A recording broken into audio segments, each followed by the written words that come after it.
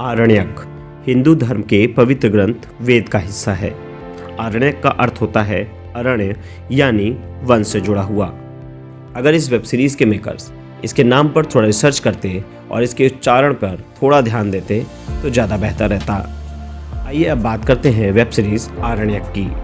आर्या की सुष्मिता की तर्ज पर रवीना टंडन भी आरण्यक से अपना डिजिटल डेब्यू कर रही हैं, जो 10 दिसंबर को अपने 8वें एपिसोड के साथ नेटफ्लिक्स पर प्रकट हो चुका है, जिसके डायरेक्टर हैं विनय वाईकुल। पिछले कुछ समय से हम ऐसी क्राइम थ्रिलर वेब सीरीज देख रहे हैं जिससे हम सभी की एक्सपेक्टेशन थोड़ी बढ़ चुकी है। हाल ही में वूट पर स्ट्रीम हुई crime thriller web series candy, जिसका फ्लेवर और कंटेंट दोनों ही आरण्यक पर पूरी छाप छोड़ते हैं। दोनों ही जगह लेडी इंस्पेक्टर हैं, कैंडी में टीचर तो यहाँ पर दूसरा इंस्पेक्टर अंगद। दोनों की कहानी पहाड़ में खूबसूरत फिक्शनल टाउन की है। मर्डर मिस्ट्री हो या शक के तौर पर एक डरावनी दंत कथा, ये सब काफ़ी कॉमन सा लगता है। अब देखना यह है कि रवीना की आरण्यक कैंडी की परछाई से छुटकारा पा पाती है या नहीं। आप सभी को रमन भाटिया का सिने नमस्कार। सिनेमा ए टू जेड को सब्सक्राइब जरूर करिएगा और हाँ, आप हमें किसी भी सोशल प्लेटफॉर्म पर फॉलो कर सकते हैं क्योंकि हम हर जगह हैं। आइए अब बात करते हैं आरण्यक की। इस कहानी में रवीना टंडन हिमाचल के एक फिक्शनल टाउन सिरोन की एसएचओ बनी है, जिनका नाम है कस्तूरी डोगरा, जिनके वर्कहॉलिक होने की वजह से उनकी फैमिली में काफ़ी अनबन चल रही है, जिसे दूर करने के लिए वो 1 साल की छुट्टी ले लेती हैं और उनकी जगह परमव्रत चट्टोपाध्याय एसएचओ अंगद के किरदार में उनका पदभार संभालने आते हैं। मगर जिस दिन कस्तूरी छुट्टी पर जाने लगती है उसी दिन एक विदेशी लड़की की गुमशुदगी की रिपोर्ट हो जाती है और थोड़े ही समय बाद उसकी लाश पेड़ से टंगी पाई जाती है। सालों से कस्तूरी डोगरा एक बड़े केस की तलाश में थी और उसके सामने वो आता भी तब है जब वो छुट्टी पर जा रही होती है। बस फिर क्या, कस्तूरी का मन इन्वेस्टिगेशन की ओर भागने लगता है। शुरू में तो अंगद को ये खराब लगता है क्योंकि वो उसकी जगह आ चुका है, मगर फिर भी धीरे धीरे वो उसका इंट्यूशन समझ जाता है और केस में दोनों मिलकर आगे बढ़ते हैं। अब पूरे सिरोन में ये बात आग की तरह फैल चुकी है कि नर तेंदुआ वापस आ गया है। 19 साल पहले भी नर तेंदुए ने ऐसे ही कई लड़कियों के साथ किया था, तो क्या वाकई में वो वापस आ गया है या फिर कोई इंसान जानवर बन गया है? ये सब आपको रवीना और परमव्रत की आरण्यक देखकर ही पता चलेगा। आइए बात करते हैं इसके पॉजिटिव पॉइंट्स की। सिनेमाटोग्राफी एंड कैमरा वर्क, इन दोनों ने ही वेब सीरीज में थोड़ी जान फूंकने का काम किया है। जैसे कि इसकी लोकेशन पहाड़ की है, उसे पूरी तरह से सिनेमाटोग्राफर सौरभ गोस्वामी ने यूज किया है। कैमरे से हर वो खूबसूरती जो समेटी जा सकती थी उसमें वो कामयाब रहे हैं।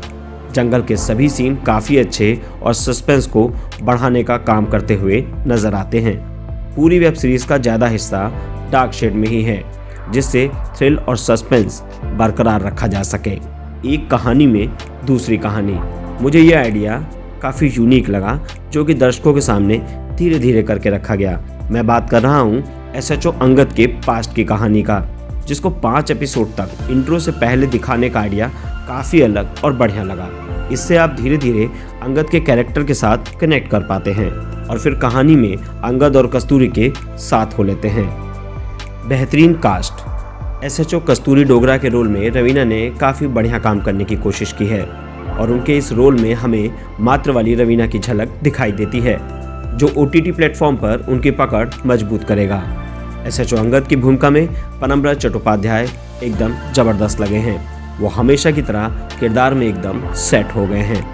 आशुतोष राणा के बारे में क्या बोला जाए, उनको तो जो भी रोल मिलता है वो उसमें ऐसे समा जाते हैं जैसे वो वही हैं। मगर अरण्यक में मुझे उनका रोल थोड़ा कम पसंद आया। सस्पेंस बरकरार रखने में कामयाब। इस पूरी सीरीज में शक की सुई इतने लोगों पर जाती है कि आप अंदाज़ा ही नहीं लगा पाते कि आखिर कातिल है कौन। मगर 6th एपिसोड के बाद अगर आप ध्यान से सोचेंगे तो शायद आप अंदाज़ा लगा लें। मगर फिर भी ये सीरीज़ अंत तक आपको अपने साथ उलझा कर रखती है, जो एक क्राइम थ्रिलर वेब सीरीज़ का विशेष गुण है और आरण्यक इसमें कामयाब नज़र आती है। आइए अब बात करते हैं निगेटिव पॉइंट्स की। आरण्यक कैंडी की छाप से बाहर नहीं निकल पाई। एक ही कहानी को अगर 2 लोग सुनाएं तो कुछ ना कुछ अंतर तो आ ही जाएगा। बस वैसा ही अंतर यहाँ भी लगता है। इसे देखते समय आपके दिमाग के कोने में कैंडी चलती रहती है। इसमें आशुतोष ने एक रिटायर्ड हवलदार महादेव डोगरा का रोल निभाया है, जो कस्तूरी डोगरा के ससुर भी हैं, जो हर जगह अपने आप प्रेजेंट हो जाते हैं। मुझे लगता है कि मेकर्स ने उनको ओमनी प्रेजेंट सुपर हीरो की तरह यूज किया है, जो थोड़ा अटपटा लगा है। रवीना के डायलॉग्स में हरियाणवी टच देखने को मिला है, जबकि बाकी किरदार ज़्यादातर हिंदी बोलते नजर आए हैं और कभी कभी रवीना यानी कस्तूरी वो हरियाणवी टच भूलकर हिंदी बोलने लगती हैं। तो कभी कभी कन्फ्यूज़न होता है कि मेकर्स आखिर चाहते क्या हैं, वो हरियाणवी टच या पहाड़ी टच या शुद्ध हिंदी।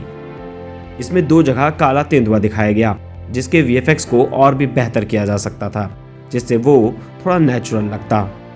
अंगद और कस्तूरी के बीच में एक रिलेशन डेवलप करने की कोशिश की गई है। जब आप सीरीज देखेंगे तो आपको ऐसा लगेगा उनके बीच में एक लव रिलेशन टाइप का कुछ दिखने लगता है, जिससे कई बार इनके बीच के संवाद थोड़े खिंचे हुए लगते हैं। शुरुआत के 4 एपिसोड काफ़ी कसे हुए हैं, आपको बिल्कुल बांधे रखते हैं, मगर उसके बाद 1-2 एपिसोड आपको थोड़ा स्लो लगेंगे और आप उसमें थोड़ी सी बोरियत फील कर सकते हैं। कुल मिलाकर सिनेमा A to Z अपने इस निष्कर्ष पर पहुंचा है कि रवीना टंडन की आरण्यक भले ही आर्या के सीजन 2 को पीछे ना कर पाए, मगर फिर भी ये शुरू से अंत तक आपको बांधे रखती है और इसके BGM ने भी इसके सस्पेंस और थ्रिल को बनाए रखने का ठीक ठाक काम किया है। सिनेमा A to Z आरण्यक को 5 में से 3 सितारे देता है और मेरे हिसाब से आप इसे देख सकते हैं, आपको अपना टाइम वेस्ट नहीं लगेगा। हमारा ये वीडियो अगर पसंद आया हो तो सिनेमा A to Z को सब्सक्राइब करिए और हाँ, बेल जरूर प्रेस करनी है ताकि हमारे नोटिफिकेशंस आपको मिलते रहें। जल्दी मिलेंगे नए वीडियो के साथ। Thank you.